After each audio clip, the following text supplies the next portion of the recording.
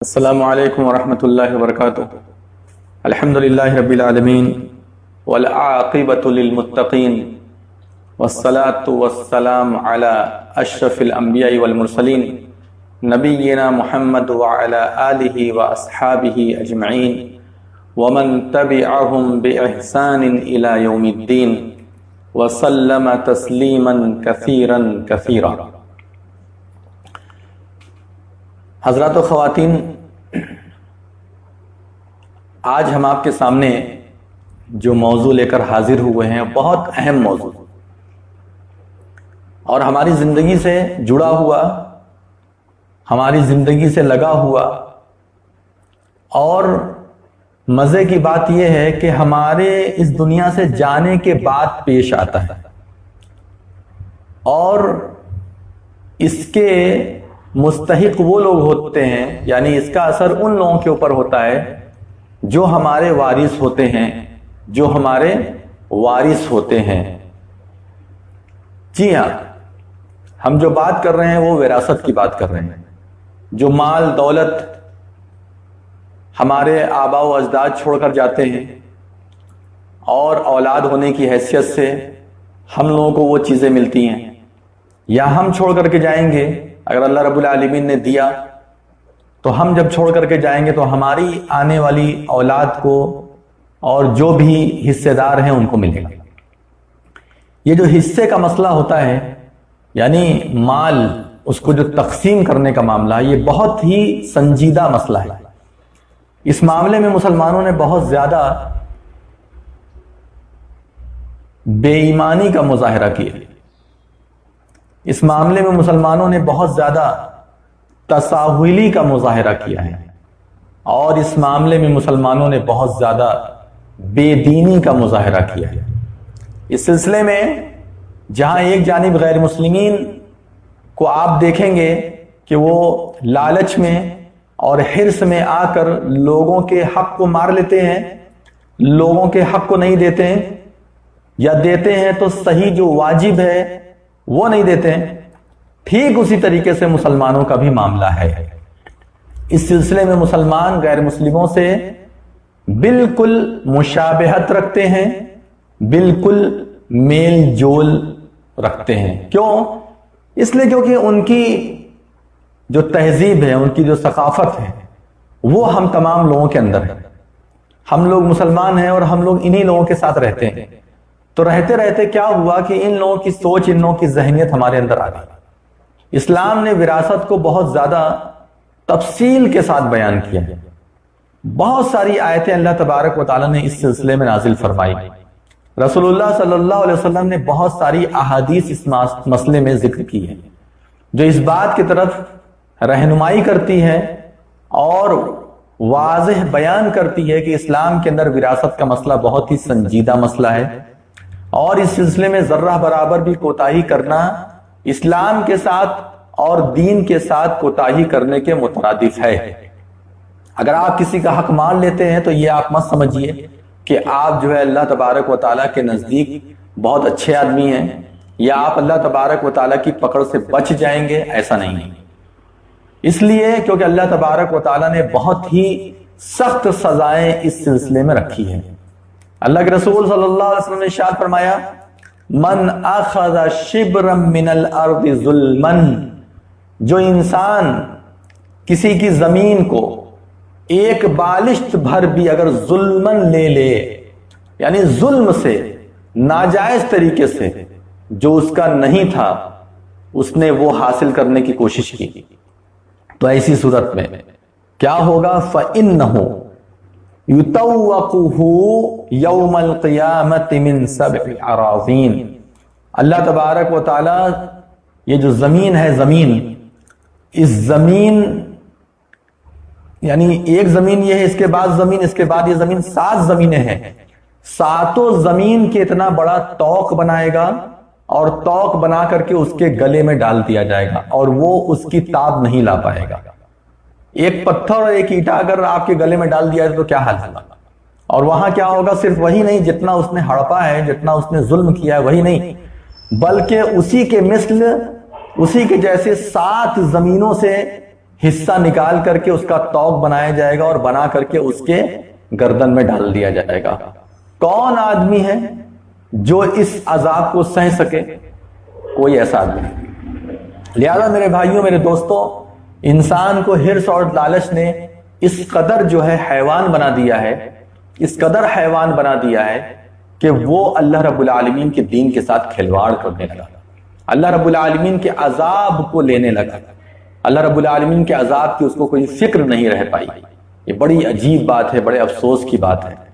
بڑے بڑے متقی پرہیزگار اللہ کی بات کرنے والے لوگ بھی اس معاملے میں بے راہ روی کے شکار ہوئے، اور بڑے افسوس کی بات ہے کہ لوگ کہتے ہیں کہ ہم شریعت سے فیصلہ چاہتے ہیں، ہم شریعت کے مطابق فیصلہ چاہتے ہیں، لیکن جب ان کے سامنے شریعت کے مطابق فیصلہ کر دیا جاتا ہے تو وہ اس کو ماننے سے انکار کر جاتے ہیں۔ کیوں؟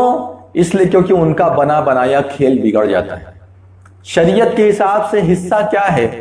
شریعت کے حساب سے حصہ یہ ہے کہ آپ کے باپ کی جو پراپرٹی ہے یا جس کے وراثت میں آپ حصے دار بن رہے ہیں، اس کی جو پراپرٹی ہے یا جو کچھ بھی وہ چھوڑ کر کے گیا ہے، جو کچھ بھی وہ چھوڑ کر گیا، صرف پراپرٹی ہی نہیں اور دیگر کچھ بھی وہ چھوڑ کر کے گیا ہے، ساری چیزوں کا لیکھا جوکھا ہوتا ہے، حساب کتاب ہوتا ہے۔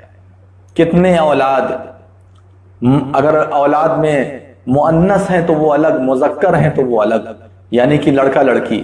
اسی طریقے سے جو شخص اس دنیا سے گیا ہے، جس کی وفات ہوئی ہے، اس کی بیوی، اسی طریقے سے اور دیگر لوگ ہیں، بہت لمبا چوڑا حساب ہے۔ یہ تمام کے تمام لوگوں کو سامنے رکھنے کے بعد ایک ایک کا حصہ مقرر کیا جاتا ہے، اور پھر اس حصے کے بارے میں اطلاع دی جاتی ہے کہ دیکھو تمہارا اتنا حصہ بن رہا ہے۔ آج ہم لوگ کتنے اس معاملے میں گنہگار ہو چکے ہیں، آپ سوچئے، اپنے سینے پر ہاتھ رکھ کر کے بولیے، اپنے سینے پر ہاتھ رکھ کر کے بتائیے، کیا ہم لوگوں نے ظلم نہیں کیا ہے؟ آج حال یہ ہے، اولاد کا باپ چھوڑ کر کے چلے جاتے ہیں، وہ تو اپنی ذمہ داری نبھاتے نہیں ہیں، وصیت وغیرہ صحیح سے کرتے نہیں، وصیت مطلب نصیحت، وہ صحیح سے نصیحت کرتے نہیں ہیں، ایسے ہی چلے جاتے ہیں۔ اولاد اپنی منمانی کرتی ہے، لوگ اپنی مرضی سے باپ کی زمین پر، ابھی بٹوارا بھی نہیں لگا، اور لوگ اس پر بنوانا شروع کر دیتے ہیں، بلڈنگیں کھڑی کرنا شروع کر دیتے ہیں، اور جب حصہ لگنے کا وقت آتا ہے تو کہتے ہیں یہ تو میں نے بنایا ہے، یہ تو میرا ہو گیا، کچھ بھی ہو جائے میں یہ چھوڑ کر کے نہیں جانے والا۔ ہاں حصہ لگا لو شریعت کے حساب سے، دونوں بات وہ کہتے ہیں، شریعت کے حساب سے حصہ بھی لگا لو اور میں یہ چھوڑ کر کے جانے والا نہیں۔ شریعت کا قانون یہ نہیں ہے کہ آپ نے یہاں پر ہاتھ رکھ دیا وہ آپ کا ہو گیا، آپ نے کہہ دیا وہ تمہارا ہے تو وہ تمہارا ہو گیا، وہ ہمارا ہے تو وہ ہمارا ہو گیا، وہ لڑکیوں کا ہے تو وہ لڑکیوں کا ہو گیا۔ ایسے شریعت فیصلہ نہیں کرتی ہے۔ شریعت کا قانون ہے کہ وہ پوری پراپرٹی کو دیکھے گی، تمام چیزوں کو، دکان ہے تو وہ، مکان ہے تو وہ، زمین جائیداد ہے، کھیت کھلیہان ہے تو وہ، سونا چاندی ہے تو وہ، سب چیزیں سامنے رکھ کر کے، اور اس کے بعد جو ہے کتنے وارثین بن رہے ہیں۔ کبھی کبھی کیا ہوتا ہے کہ اولاد نہیں ہوتی، تو ایسی صورت میں کبھی کبھی بھائی بہن بھی وارث بن جاتے ہیں، اسبا ہونے کی حیثیت سے۔ پتہ ہے نا، بہت تفصیل ہے، میں آپ کو ان تفصیلوں میں نہیں لے کر جاؤں گا ورنہ آپ کچھ سمجھ نہیں پائیں گے۔ میں بس آپ کو اشارہ دے رہا ہوں کہ آپ اس طرح کے مسائل میں فوری طور پر علماء اکرام سے رابطہ قائم کیجئے، بس، کیونکہ اتنے مسائل ہیں اس معاملے میں۔ یہ نہیں ہے تو وہ آدمی جو ہے تو وارث بنتا ہے، وہ ہے تو اس کی وجہ سے ایک آدمی وارث بنتا ہے، ایسا نہیں ہے تو وہ آدمی ساکت ہو جائے گا، کوئی محجوب ہو جاتا ہے، کبھی پوتے کا حصہ بنتا ہے کسی صورت میں، کبھی پوتے کا حصہ کچھ صورت میں نہیں بنتا، ایسا بھی ہے معاملہ، کبھی بھائی کا حصہ بنتا ہے کبھی نہیں بنتا ہے، اولاد کا حصہ کبھی کچھ ہوتا ہے کبھی کچھ ہوتا ہے، کچھ کنڈیشن میں اولاد کے حصے میں بھی تبدیلی آتی ہے۔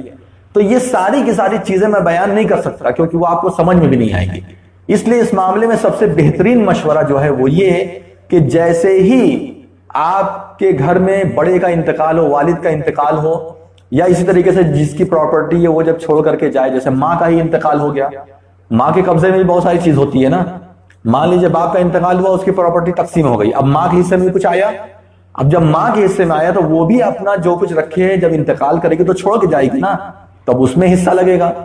یہ تمام چیزیں اس میں آپ فوری طور پر جو ہے بڑے علماء اکرام جو ہیں، یا دارالفتہ جہاں سے فتویٰ وغیرہ نکلتا ہے، یا جیسے شرعی طور پر جو ہے میٹنگز ہوتی ہے بڑے بڑے شہروں کے اندر، عمارت شرعیہ وغیرہ بنائی جاتی ہے، فوری طور پر وہاں رجوع کریں اور جا کر کے اپنے حصے وغیرہ کا جو ہے اپنے حصے وغیرہ کی تفصیلات جو ہے پیش کریں اور پوچھیں کہ میرا کتنا حصہ بنے گا۔ اس کے بعد جیسا فیصلہ آ جائے قرآن اور حدیث کے حساب سے اس کے مطابق آپ عمل کیجیے۔ اسی لیے جب باپ کا انتقال ہو جائے اس کے بعد جو بھی حصہ ہے پہلے اس میں حصہ لگا لینا چاہیے، اس کے بعد آپ اپنے حساب سے اپنے گھر کو بنائیے، ورنہ آپ بناتے جائیں گے پھیلتے جا رہے ہیں اور اس کے بعد جب اور بھائیوں نے حصے کا مطالبہ کیا تو اس کے بعد کہیں گے یہ تو میں نے بنوایا، یہ میرا ہو گیا، یہ میرا ہے، یہ تمہارا کیسے ہو جائے گا؟ یا اگر اس کے اوپر پریشر بن بھی رہا ہے تو اس کا دماغ کیا لگ رہا ہے کہ جتنے پر میں قابض ہوں بہرحال وہ تو مجھے نہ چھوڑنا پڑے، یہ ذہن ہوتا ہے۔ جتنے پر میں نے قبضہ کر لیا ہے یا جتنے پر میرا قبضہ ہے اسے نہ چھوڑنا پڑے، یہ اس کے ذہن میں ہوتا ہے، اسی حساب سے وہ کام کرتا ہے۔ اب ایسے حساب سے کام کرنے میں کیا ہوتا ہے کہ وہ اپنے غلط کام کو صحیح کرنے کی کوشش کرتا ہے۔ جس پر اس نے ناجائز طریقے سے قبضہ کر، اگر جائز طریقے سے قبضہ ہے تو کوئی بات نہیں، لیکن اگر ناجائز طریقے سے قبضہ ہے تو ایسی صورت میں اب کیا ہوگا، وہ اس کی دلیل تلاش کرے گا، کہیں نہ کہیں سے ادھر ادھر سے جو ہے وہ دلیل تلاش کر کے دینے لگے گا۔ اسلام کا قانون بہت واضح ہے، آپ یہ فیصلہ نہیں کر سکتے ہیں۔ بہت سارے لوگ کہتے ہیں کہ ہاں اس میں تو تم لوگوں کا حصہ بنے گا، وہاں والے گھر میں تم لوگوں کا حصہ نہیں بنے گا، ہاں اس میں تو تم لوگوں کا حصہ ہوگا لیکن ایک دکان ہے اس میں تم لوگوں کا حصہ نہیں ہوگا۔ جیسے ہوتی ہے بہت سارے لوگوں کے پاس دکان بھی ہوتی ہے، بہت سارے لوگوں کے پاس مکان بھی ہوتا ہے، تو جو بڑے لوگ ہوتے ہیں نا وہ ظلم کرتے ہیں۔ وَإِنَّ كَثِيرًا مِنَ الْخُلَطَاءِ لَيَبْغِي بَعْضُهُمْ عَلَى بَعْضٍ، کہ بہت سارے بڑے لوگ ایسے ہوتے ہیں گھر کے اندر یا کہیں پر بھی، خاندان کے اندر یا محلے کے اندر یا شہر کے اندر، جو بڑے لوگ ہوتے ہیں وہ بعض پر ظلم کرتے ہیں، ایک دوسرے پر ظلم کرتے ہیں۔ إِلَّا الَّذِينَ آمَنُوا، لیکن وہ جو ایمان لائے وہ یہ سب کام نہیں کرتے، جو ایمان لائے وہ یہ سب کام نہیں کرتے، وہ ہنسی خوشی کہتے ہیں میرے بھائی یہ میرا نہیں ہے بلکہ یہ تمہارا ہے، آؤ آ کر کے لے لو، میرے بھائی تمہارا جو ہے وہ نہیں ہے، تم نے وہ غلطی کی ہے۔ وہ اپنی بھی اصلاح کرتا ہے، اپنے بھائیوں کی بھی اصلاح کرتا ہے، اگر خود غلطی پر ہے تو وہ بتاتا ہے کہ دیکھو میں یہاں غلطی کر رہا ہوں، اور اسی طریقے سے اپنے بھائیوں کو بھی بتاتا ہے دیکھو تم غلطی کر رہے ہو۔ بڑے بڑے مسائل ہیں جناب، بڑے بڑے مسئلے ہیں، حصہ بخڑا جو ہوتا ہے نا اس میں بہت بڑے بڑے مسائل ہیں، بہت سوجھ بوجھ کے ساتھ کام کرنے کی ضرورت ہے۔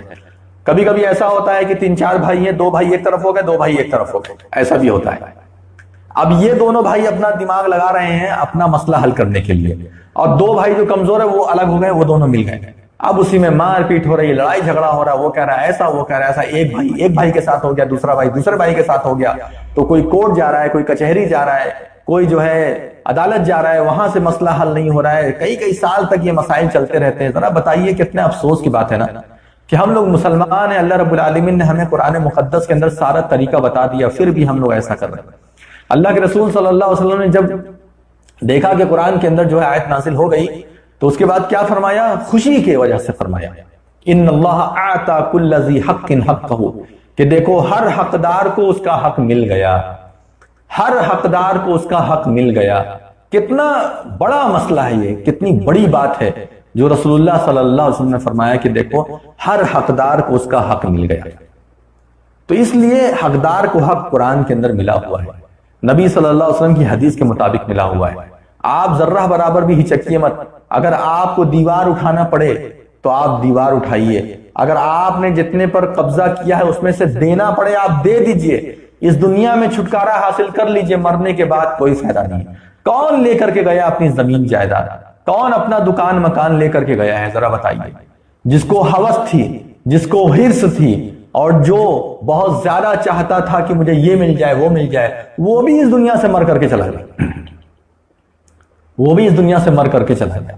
ایسا نہیں ہے کہ وہ اپنے ساتھ سب لے کر کے گیا ہے، اس کی کمائی ہوئی اس طرح کے ناجائز کمائی پر یا اسی طریقے سے ناجائز زمین جائیداد پر کون جو ہے فائدہ اٹھائے گا، کون خوشیاں لوٹے گا؟ وہ جو اس کا وارث بن رہا ہے، وہ تو مر کر کے چلا گیا نا، حساب کتاب تو بیچارہ وہ دے رہا ہے، وہ اپنے اولاد کے لیے کیا، اولاد ادھر مزہ لے رہی ہے، وہ مر کر کے چلا گیا، حساب کتاب اس کو دینا پڑ رہا ہے۔ تو یہ کتنے افسوس کی بات ہے، کتنی بڑی بات ہے۔ دوسری بات ہے کہ حصہ سب کو ادا کیجئے، صحیح طریقے سے ادا کیجئے، ناجائز طریقے سے ادا مت کیجئے، صحیح طریقے سے، واجب طریقے سے، جائز طریقے سے سب کو حصہ ادا کیجئے۔ بیٹی کا حصہ بنتا ہے، بیٹے کا حصہ بنتا ہے، بیوی کا حصہ بنتا ہے، اسی طریقے سے لڑکا ہے اگر تو ایسی صورت میں اس کی ماں ہے زندہ، باپ زندہ ہے تو اس کا حصہ بنتا ہے، اور اسی طریقے سے کچھ حالت میں بھائیوں کا بھی حصہ بنتا ہے۔ یہ سب چیزیں ہیں، اس کی تفصیل میں نے آپ کو بتا دی ہے کہ آپ اس سلسلے میں آپ علماء اکرام سے رابطہ قائم کیجئے۔ ظلم اگر آپ نہیں کرنا چاہتے ہیں، آپ اگر غلطی نہیں کرنا چاہتے تو ایسی صورت میں جو ہے آپ کو سب کچھ سمجھ میں آ جائے گا۔ آپ کے اندر ظلم کرنے کا مادہ ہے، آپ ظلم ہی کرنا چاہتے ہیں، آپ یہ چاہتے ہیں کہ نہیں میں جتنے پر قبضہ کیا ہوا ہوں وہ میرا ہی رہے، اور وہ ظلمن ہے اگر، تو ایسی صورت میں دنیا کی کوئی طاقت بھی جو اس کا فیصلہ نہیں کرا سکتی، کورٹ کچہری بھی فیصلہ نہیں کرا سکتی۔ کتنے لوگ بیچارے کورٹ کچہری کا چکر لگا رہے ہیں، 20 سال ہو گیا، 25 سال ہو گیا، ایک بالغ زمین کے لیے لڑائی جھگڑا ہو رہا ہے، ایک بالغ زمین کے لیے لوگ لڑ رہے ہیں، جھگڑ رہے ہیں، بڑے مسائل ہیں۔ ان چیزوں پر آپ غور کیجئے، اللہ رب العالمین سے ڈریے۔ اللہ کے رسول صلی اللہ علیہ وسلم نے مسلمانوں کے بارے میں یہ بات کہی کہ تم لوگ فرائض سیکھو، تعلم الفرائض۔ فرائض کا مطلب یہاں کیا ہے؟ فرائض کا مطلب جو ہے علم میراث، علم میراث یعنی وہ علم جو وراثت کا علم ہے وہ تم سیکھو۔ تمہیں اللہ کے رسول صلی اللہ علیہ وسلم یہ علم سیکھنے کے لیے بول رہے ہیں۔ سورہ نساء کے اندر جو ہے اس تعلق سے جو ہے بہت تفصیل کے ساتھ بیان ہے۔ ایک بات کا ذکر ہمیشہ ذہن میں رکھیے، وہ یہ ہے کہ وراثت تقسیم کرنے سے پہلے وصیت اور اسی طریقے سے قرض کا دھیان رکھا جائے گا، اور اسی طریقے سے تجہیز تکفین کا بھی خیال رکھا جائے گا۔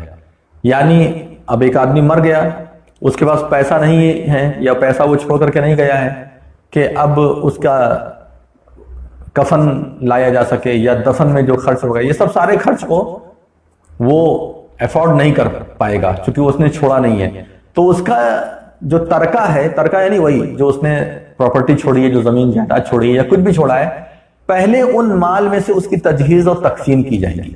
اگر کوئی کر دے رہا ہے، اس کے باپ، اس کے بیٹوں میں سے کوئی کر دے رہا ہے، بھائیوں میں سے کوئی کر دے رہا ہے تو بات الگ ہے، لیکن پہلا کام جو ہے وہ یہ شریعت یہ کہتی ہے کہ پہلے اس کی تجہیز اور تقسیم کرائی جائے گی۔ 40واں اور یہ سب جو ہوتا ہے نا، فاتحہ وغیرہ، وہ سب نہیں۔ لوگ ایسے بھی ہیں جو پیسہ دے کر کے جاتے، دیکھو اس پیسے سے میرا 40واں کر دینا۔ اب یہ 40واں وغیرہ کیا ہے، انشاءاللہ پھر کبھی بیان کریں گے، بات کریں گے، آپ لوگ یاد دلائیے گا تو اس پر بات کریں گے، لیکن فی الحال کیا ہے کہ لوگ ایسے، یہ سب چیزیں صحیح نہیں ہیں۔ جو کرنے کی چیز ہے وہ ہے تجہیز اور تقسیم، یہ سارا کام کرنا ہے۔ اس کے بعد جو ہے کتنا قرض ہے اس قرض کو دیا جائے گا۔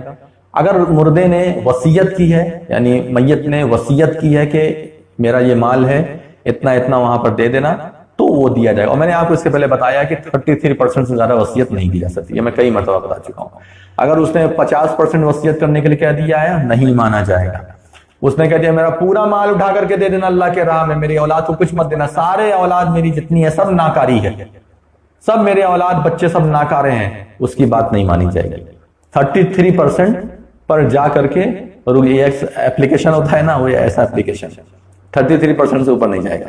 تو اتنا سب کچھ کرنے کے بعد جو ہے پھر اب حصہ لگایا جائے گا، اور حصہ لگانے میں ساری چیزوں کا خیال رکھا جائے گا۔ تو آپ صرف بیٹوں کا حصہ جانتے ہیں، بیٹی کا حصہ جانتے ہیں، ماں کا حصہ جانتے ہیں، بیوی کا حصہ جانتے ہیں، لیکن کچھ کنڈیشن میں حصے تبدیل ہوتے ہیں، کبھی کسی کو کچھ ملتا ہے، کبھی کسی کو کچھ ملتا ہے۔ اس لیے آپ اپنے ادھورے علم کی بنا پر وراثت کو تقسیم مت کیجئے، بلکہ آپ ان کے پاس جا کر کے اپنی وراثت کی تقسیم کرائیے جو لوگ اس کے صحیح معنی میں علم ہیں۔ دارالافتاء جائیے، دارالقضاء جائیے، مدرسے بڑے بڑے جو مدرسے ہیں وہاں جائیے، وہاں جا کر کے اپنا مسئلہ حل کیجئے۔ اپنے آدھے ادھورے علم سے جو ہے وراثت کا مسئلہ حل مت کرائیے، ٹھیک ہے؟ اسی طریقے سے کسی عالم سے صرف پوچھ کر کے نہیں، بلکہ آپ ایک اس معاملے میں حکمت سے کام کیجئے، ایسا کام کیجئے کہ آپ کو بعد میں سننا نہ پڑے۔ آپ اپنے کسی عالم کے پاس گئے، اس نے آپ کو مسئلہ بتا دیا، آپ نے اسی حساب سے کام کر دیا، بعد میں آپ کے بھائی لوگ کیا بولیں گے، وہ اپنے عالم سے جا کر کے پوچھ کر کے سب گڑبڑ سڑبڑ کیے ہیں ہمارے ساتھ، وہ وہابی تھے، وہابی والے عالم کے پاس گئے تھے، اور اگر وہ والے ہیں بریلوی والے تو کہیں گے وہ بریلوی تھے، جا کر کے بریلی عالم سے پوچھ کر کے پتہ نہیں کیسے حصہ لگا دیے۔ اس لیے یہ کام کرنا صحیح نہیں رہے گا. آپ اس چیز کو تحریری طور پر رکھیے. آپ دارالقضاء جائیے، دارالافتاء جائیے، کسی بڑے مدرسے جائیے، وہاں اپنا مسئلہ حل کرا کر کے اس کی پوری تفصیل ریٹن رکھیے تحریر کی شکل میں، اور آخری میں سیل ڈالیے کہ کس مدرسے سے یا کس عالم سے ہم نے یہ سارا کام کرایا ہے، اس کی سگنیچر اور سیل، اور یہ اس کو آپ ہمیشہ کے لیے رکھ دیجیے تاکہ بعد میں کبھی کوئی آپ کے اوپر الزام لگائے تو آپ یہ پیپر، یہ کاغذ دکھا دیجئے کہ دیکھو بھائی یہ ایسا نہیں ہے بلکہ اس طریقے کا ثبوت ہے، ایسا میں نے یہ کام کیا. یہ بات کے لیے بہت اچھا ہے. میرے بھائیو بہت برا معاملہ ہے، بہت برا معاملہ ہے، بڑی لڑائی جھگڑا ہے اس سلسلے میں. اللہ سے ڈرو، اللہ سے ڈرو. یہ سب کچھ بھی نہیں رہنا، سب کچھ اللہ تعالیٰ ہمیں جو ہے تو دیا ہے اور چھین لے گا. اللہ تبارک و تعالیٰ سے ڈرو، اپنے اندر محبت پیدا کرو. ہمارا بھائی بھی ہمارے جیسا ہو جائے، میں جیسے مالدار ہوں ویسے میرا بھائی بھی رہے. بہت سارے لوگ ایسے ہیں، مجھے ایک آدمی کے بارے میں علم ہے کہ اس کے باپ کا انتقال ہو گیا، بھائی تھے، 3-4 بھائی تھے. تو اس نے جو زمین پر مکان بنوایا، بزنس بھی ایک میں تھا، مکان جب بنوایا ہو بہو تینوں بھائیوں کا ایک جیسا مکان، حتیٰ کہ کھڑکی، دروازہ، اس کا کلر، اس کا ڈیزائن بالکل ہو بہو ایک جیسا. تینوں گھروں میں آپ گھس جائیں گے جیسے لگے گا نہیں کہ ہم الگ الگ گھر میں آئے ہیں. ایسے بھی بھائی ہیں جن لوگوں نے اپنے بھائیوں کے ساتھ بڑا انصاف کیا ہے. ایسے بنیے آپ کی عزت ہوگی، آپ کا احترام ہوگا، آپ کا لوگ نام لیں گے. ایسے بھائی مت بنیے کہ ہم جو ہے مالدار رہیں اور ہمارا بھائی جو ہے ایک روٹی بھی کھانے کے لائق نہ رہے، اور جب وہ ایک روٹی کا محتاج ہو جائے تو آپ خوش ہو جائیے، واہ دیکھو میرے برابر نہیں آ پایا. ایسے بننے سے کیا فائدہ؟ برابر کے رہیے، اپنے بھائیوں سے ایک جیسے ہو کر رہیے. اس سے بڑی خوش نصیبی اس دنیا میں کیا ہو سکتی ہے؟ اچھا، ایک موٹا مسئلہ میں آپ کے سامنے بتا دوں، وہ یہ کہ کچھ وجہ سے کبھی کبھی جو ہے وراثت نہیں ملتی. جیسے قتل کر دیا، یعنی مثلا مان لیجئے بیٹے نے باپ کا قتل کر دیا تو اب بیٹے کو وراثت نہیں ملے گی، ایک پھٹی کوڑی نہیں ملے گی. یہ جو ہے موانع ارث اسے کہا جاتا ہے، یعنی ایسے وجوہات جس کی وجہ سے حصہ نہیں ملتا. ان میں سے ایک یہ کیا ہے؟ قتل. اس لیے اگر آپ اپنے باپ کی وراثت پانا چاہتے ہیں تو اپنے باپ کے ساتھ خواب میں بھی ایسا مت کیجیے، انجانے میں بھی ایسا مت کیجیے. اسلام ایسے لوگوں کو وراثت نہیں دیتا. اسی طریقے سے اگر دونوں کا دین الگ ہے، جیسے باپ مسلمان ہے بیٹا کافر ہے، یا باپ کافر ہے بیٹا مسلمان ہے، تو ایسی صورت میں ایک دوسرے کو وراثت نہیں ملے گی. اگر بیٹا مسلمان ہو گیا تو ایسی صورت میں باپ کا حصہ نہیں پائے گا، اس کو شریعت ہی منع کر دے گی کہ اپنے باپ سے حصہ مت لو.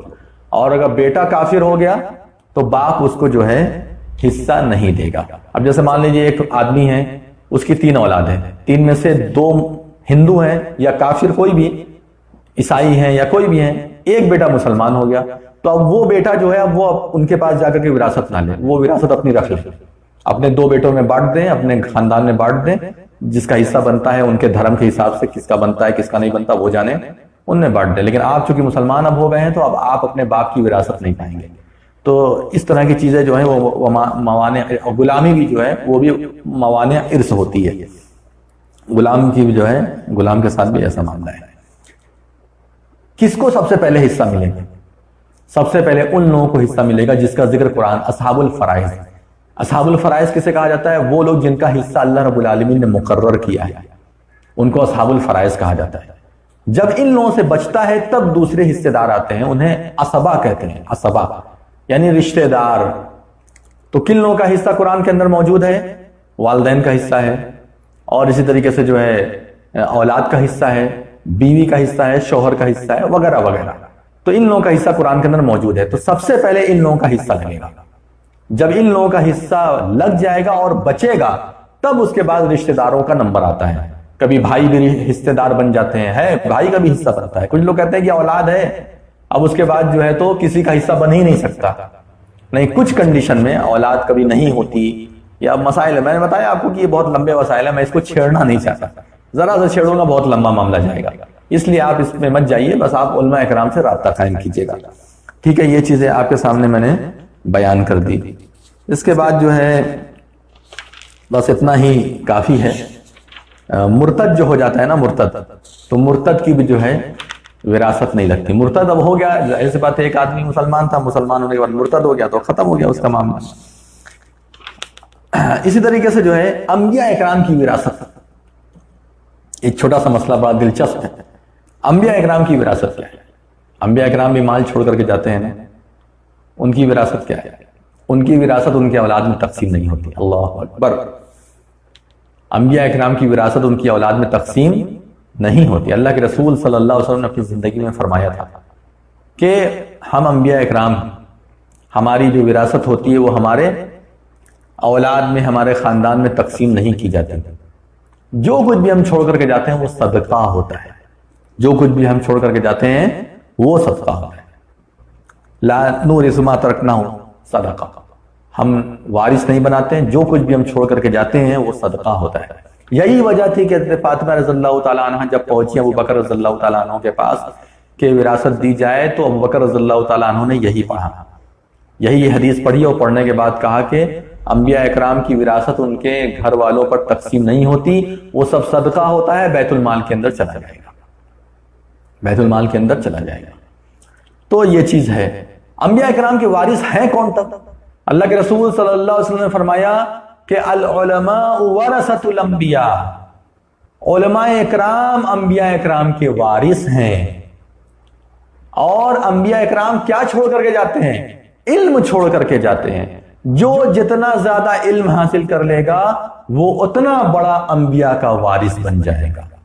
سبحان اللہ، وہ اتنا بڑا انبیاء کا وارث بن جائے گا۔ لہذا علماء اکرام یہ انبیاء اکرام کے وارث ہیں۔ اگر علماء اکرام کے اندر حق بجانب علم ہے، سچائی اور ایمانداری کے ساتھ علم کا کام کرتے ہیں، علم پھیلاتے ہیں، اور اس لیے فتنے فساد سے بچتے ہیں، فتنہ فساد نہیں کھڑا کرتے ہیں، اور اسی طریقے سے اخلاص کے ساتھ دین کا کام کرتے ہیں، تو یہ علماء اکرام وہ ہیں جو انبیاء اکرام کے وارث ہیں۔ الحمدللہ علماء اکرام کو کسی چیز کی ضرورت نہیں ہے، وہ اپنی زبان نکال کر کے ایک ایک چیز کے پیچھے نہیں پڑتے، وہ تو سب صدقہ کر دیتے ہیں۔ ان کے پاس جو مال دولت ہوتی ہے وہ سب اپنے بھائی بہنوں میں اور اسی طریقے سے لوگوں میں بانٹ دیتے ہیں خوشی کی وجہ سے۔ علماء اکرام کے اندر ہرس نہیں ہوتی۔ علماء اکرام جو ہے بالکل حصے کے لیے یا کسی چیزوں کے لیے گرتے پڑتے نہیں۔ ہاں ان کا جو حق ہے وہ حق انہیں مل جائے، بس اتنا ان کے لیے کافی ہے۔ لیکن یہ کہ وہ مال کے پیچھے بھاگے بھاگے بھاگے بھاگے، ایسا علماء اکرام نہیں کرتے۔ علماء اکرام اسی میں خوش ہیں کہ وہ انبیاء اکرام کے وارث ہیں۔ اس سے بڑھ کر کے کیا ہو سکتا ہے؟ تو میرے بھائیوں، میرے دوستوں اور میرے ماؤں اور بہنوں، یہ چند باتیں تھیں جو ہم نے آپ کے سامنے کی ہیں وراثت کے تعلق سے۔ اس کا خیال کیجئے، اور بہت ہی اہم مسئلہ ہے، اس پر آپ غور کیجئے۔ اللہ تبارک و تعالیٰ سے ہم دعا کرتے ہیں کہ اللہ رب العالمین ہم لوگوں کو اس مسئلے میں بہت ہی بہترین راستہ دکھائے، بہترین رہنمائی کرے، اور ہدایت پر ہم لوگوں کو گامزن رکھے۔ اس سلسلے میں یہی کہنا چاہوں گا، ربنا لا تزغ قلوبنا بعد اذ ہدیتنا وہب لنا من لدنک رحمہ۔ اے رب العالمین، اے ہمارے رب، ہمارے دل کو ہدایت دینے کے بعد مت پھیر دے، گمراہی کی طرف مت لگا دے۔ تو نے ہدایت دی، ہدایت دینے کے بعد تو اسے گمراہی کی طرف مت لگا دے اللہ تعالیٰ۔ اس لیے کیونکہ ہم ہدایت پانے کے بعد گمراہ ہو جائیں گے تو کیا ہوگا ہمارا؟ وہب لنا من لدنک رحمہ، اپنی جانب سے ہمیں رحمت عطا فرما، اپنی جانب سے ہمارے اوپر رحم کرم فرما۔ انک انت الوہاب، بے شک تو دینے والا ہے، تو عطا کرنے والا ہے۔ اللہ رب العالمین ہم تمام لوگوں کو ان باتوں پر عمل کرنے کی توفیق عطا فرمائے، آمین یا رب العالمین۔ وآخر دعوانا ان الحمد للہ رب العالمین، والسلام علیکم ورحمۃ اللہ وبرکاتہ۔